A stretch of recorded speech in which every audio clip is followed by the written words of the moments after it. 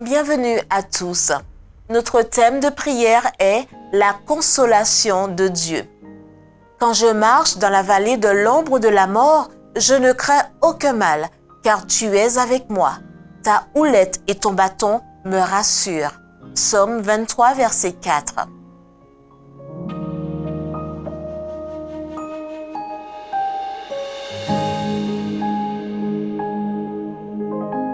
La vie des chrétiens est souvent décrite comme étant chargée d'épreuves, de tristesse et de chagrin, avec peu de choses pour les encourager et les réconforter.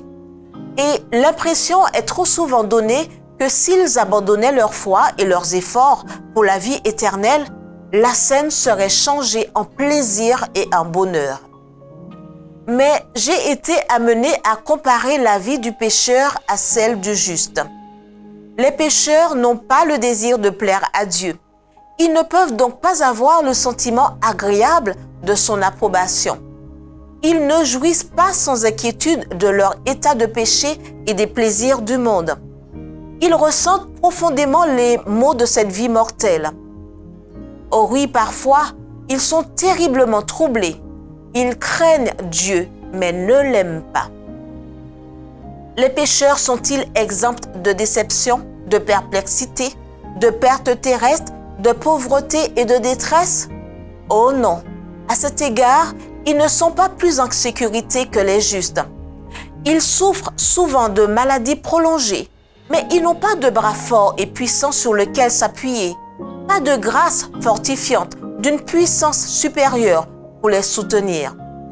Dans leur faiblesse, ils doivent s'appuyer sur leur propre force.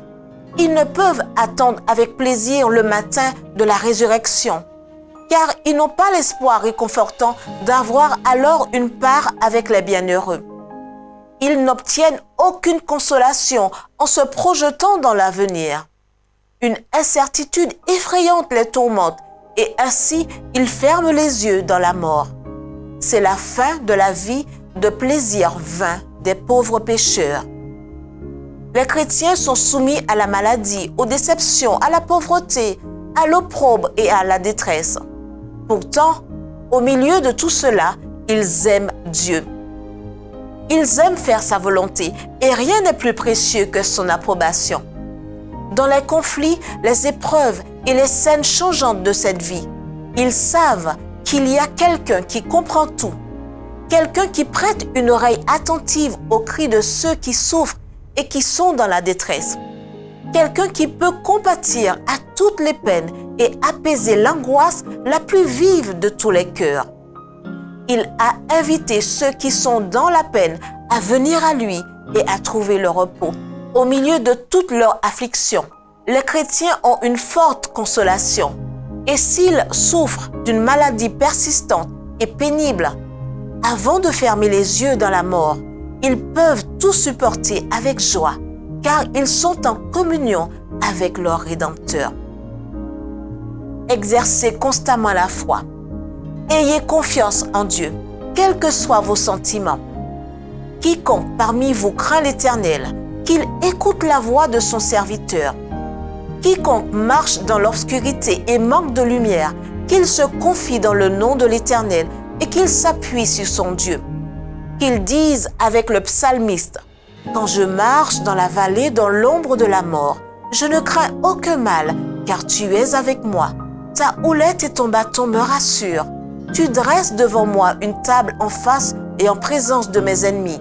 Tu oins d'huile ma tête, ma coupe déborde.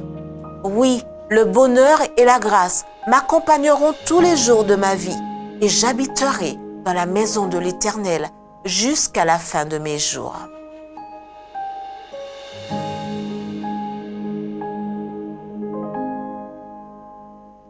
Les questions posées au cœur sont: êtes-vous exempt de déception, de perplexité, de perte terrestre, de pauvreté et d'angoisse? Êtes-vous assuré de la justice du Christ? Craignez-vous Dieu, mais l'aimez-vous vraiment? Êtes-vous parfois malade, déçu, pauvre, en proie aux reproches et à la détresse? Pourtant, au milieu de tout cela, aimez-vous Dieu? Aimez-vous faire sa volonté et estimez-vous que rien n'est plus important que son approbation?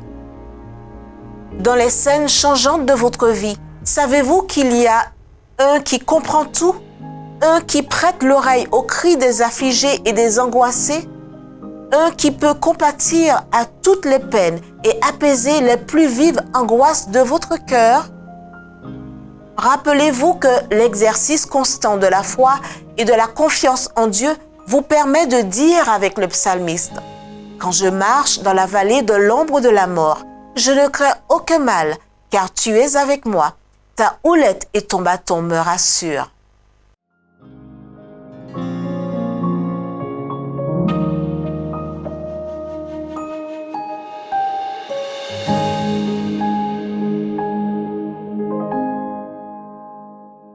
Remerciez Dieu que, malgré les scènes changeantes de votre vie, il est compréhensif et écoute vos cris. Priez pour que vous vous souveniez toujours que, malgré les luttes que vous traversez, vous n'aurez pas peur parce que vous savez que Dieu est là pour vous réconforter. Priez pour les membres qui ont perdu des êtres chers. Priez pour l'endurance et la force des professionnels de la santé. Priez pour que les membres de l'Église des îles Vierges comprennent que l'Église adventiste du 7e jour est un mouvement prophétique avec un message prophétique auquel le ciel a confié une mission prophétique très spéciale et qu'il est maintenant temps de briller pour la gloire de Dieu.